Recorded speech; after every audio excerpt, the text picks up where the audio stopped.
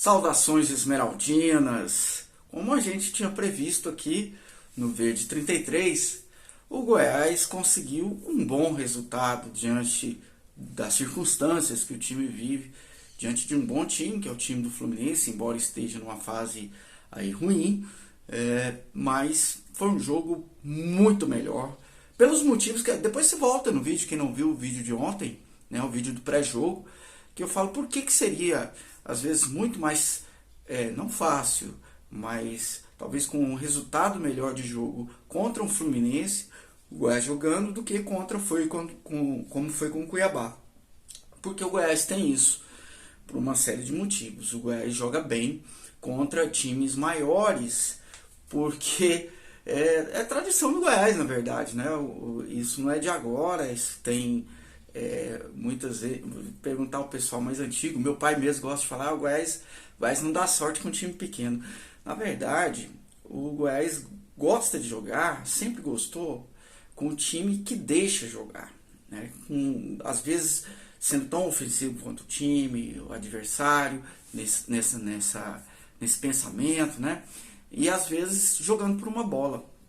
Esse time do Emerson Ávila, que está saindo, né? Eu gostei dessa ideia de jogo dele. Falei para vocês aqui de ter um Goiás mais ousado, um Goiás que disputava com o adversário, que tinha vontade de ficar com a bola. A gente viu isso contra o Inter lá no Beira-Rio, a gente viu isso contra o Botafogo, a gente viu isso contra outros times, em bons jogos que o Goiás fez contra o São Paulo mesmo também, apesar da derrota lá. Então, eu falo que o balanço não é ruim do Emerson Ávila. O time fica na zona de rebaixamento, mais por conta das limitações de elenco do Goiás, do que pelo esquema de jogo, por aquilo que aconteceu em termos de planejamento do Goiás. O Goiás não teve uma ideia de futebol brasileiro, de temporada, como deve ter. E infelizmente isso está sendo recorrente, né? O time tem que se salvar aí, consertando a roda, trocando pneu com o carro em andamento, com o carro andando. Então, infelizmente é isso. Mas eu quero falar sobre uma coisa positiva que vamos ter também agora aqui, e sobre nesse período aí de 10 dias sem jogos, umas coisas que a gente vai fazer aqui no canal, ok? Eu sou o Helder Dias, este é o Verde 33, seja sempre muito bem-vindo, muito bem-vinda. Estou fazendo esse vídeo aqui depois dessa, entre aspas, vitória do Goiás, né? Porque a gente vinha... Vitória que eu falo no sentido não de ganhar 3 pontos, mas de recuperar um pouco da autoestima perdida aí nos últimos dias, nessa semana terrível para o Goiás, principalmente em termos de bastidores, né?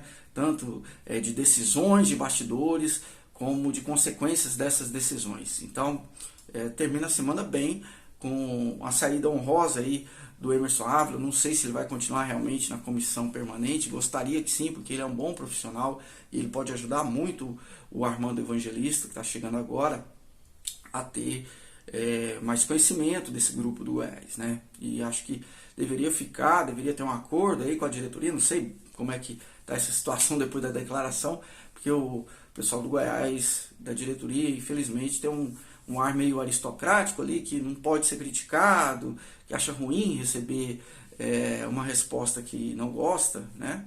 Eu acho que devia usar essas respostas que não são tão boas como autocrítica, e acho que a imprensa goiana esportiva deveria fazer mais essa crítica para o Goiás ser instado, a diretoria do Goiás, a fazer essas críticas. Mas o que eu vejo, infelizmente, com raras exceções, né, e são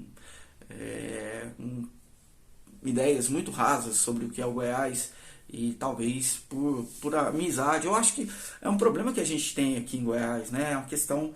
Eu não acho errado ser amigo de dirigente, repórter ser amigo de dirigente, comentarista, dono de rádio. Eu acho que você tem que separar uma coisa da outra. Então, amigos, comentários à parte, reportagens à parte. Se achar ruim o trabalho do repórter, se achar ruim o trabalho do comentarista, aí problema do dirigente, né?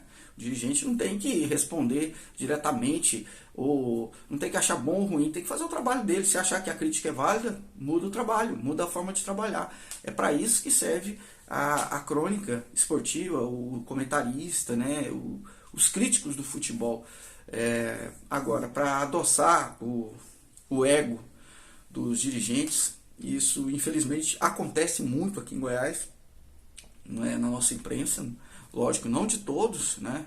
Talvez nem da maioria, mas principalmente por aqueles mais influentes, infelizmente, né? Então, tem que separar o que é amizade do que é compadrio, do que é apadrinhamento, né? O amigo, pelo contrário, o amigo muitas vezes ele é duro com a pessoa de quem ele gosta, né? Com quem ele tem a proximidade, inclusive profissionalmente. Então, amizade não é puxação de saco, amizade, pelo contrário, é ser duro às vezes, como tem que ser, né? E ainda mais que são coisas diferentes. Amizade é uma coisa, profissionalismo é outra. Juntando as duas, se você for realmente amigo de uma pessoa e sabe que ela está errando e acha que ela está errando, o seu dever, como profissional e como amigo, nesse caso, é criticar, é botar o dedo na ferida. Enfim, se achar ruim, aí tem que ver em que base está construída essa amizade. O que não pode é ter compadrio, é ter apadrinhamento. Aí já foge totalmente, já confunde as coisas, já contamina todo o processo, né? Enfim, por que eu estou falando isso? Por conta das declarações que houve nessa semana passada, né? E da repercussão que teve, e que, se vocês quiserem, voltem uns vídeos atrás, vocês vão ver aí uns 2 vídeos para trás o que eu falei sobre isso, né? Mas enfim, chegou o Armando Evangelista, viu o jogo de ontem, espero que tenha tirado boas ideias do jogo, mas vai trabalhar com elenco limitado, esse elenco que ontem conseguiu, às duras custas,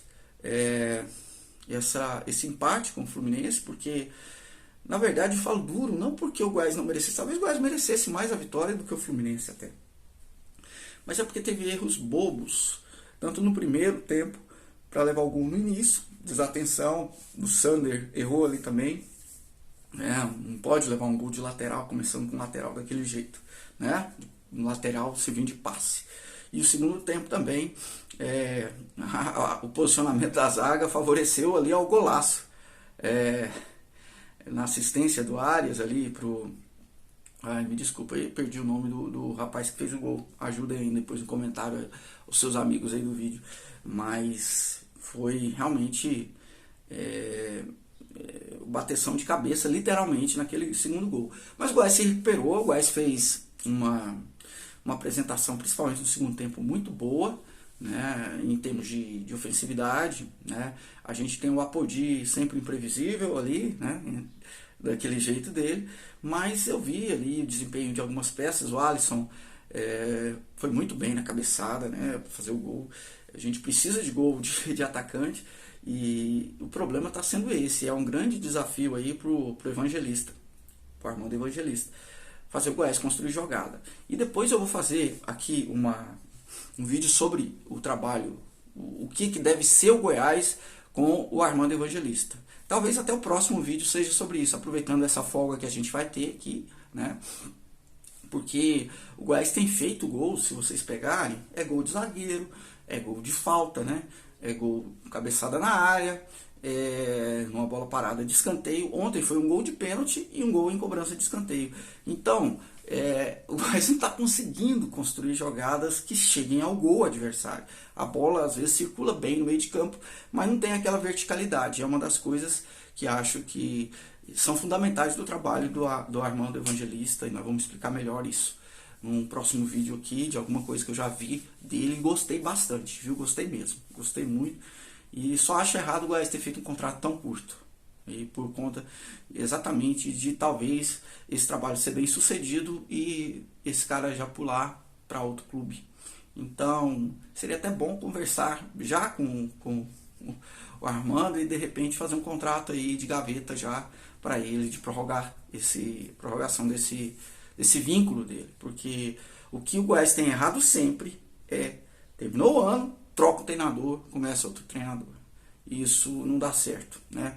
O ano que o Goiás deveria ter trocado e não trocou foi com o Ney Franco. Ney Franco, aliás, trocou e depois teve que voltar e virou uma bagunça. Isso estraga o planejamento do clube para o próximo ano, do ano para o outro. Então, espero que isso seja revisto, que se estenda pelo menos até a metade do ano que vem o contrato do Armando Evangelista e não fique só até o final desse ano.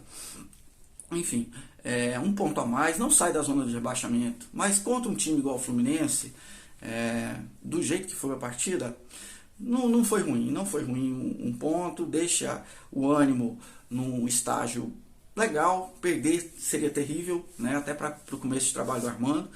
E agradeço aí ao Emerson Ávila pelo trabalho que fez como torcedor, teve bons momentos, tiveram bons momentos, tiveram momentos ruins também, e principalmente eu acho que fica para o torcedor mais uma vez essa história do que quer, né, das sombras que pairam sobre o que quer a cabeça do Goiás, né, o corpo diretivo do Goiás. E quando o Emerson Ávila fala, eu acho que não foi com esse objetivo, mas ele respondeu uma pergunta dizendo que quem escalou o time ali praticamente para aquele jogo contra o Gimnasia foi a diretoria. Isso significa que a ambição ainda está em falta lá no Goiás. Espero que revejam isso e que tomem outra atitude, ganhem do Santa Fé depois no último jogo da Sul-Americana. Não vai ser fácil porque é uma viagem, tem brasileiro, campeonato brasileiro antes, depois, tem altitude, tem uma série de coisas que são limitantes, mas o Goiás precisa dar a resposta e correr atrás do prejuízo. A torcida quer a Sul-Americana, quer que o time lute por ela, tem adversários super difíceis lá na frente se o Goiás passar dessa. São Paulo, Fortaleza bem, tem outros times de fora também, de outros países, mas o Goiás tem que correr atrás daquilo que ficou guardado no coração do Esmeraldino aí como uma grande mágoa, né? Então, comenta aí nos vídeos, curta aí se você gostou, se inscreva no canal se não for inscrito, seja bem-vindo aqui sempre ao Verde 33. Tenha uma boa semana.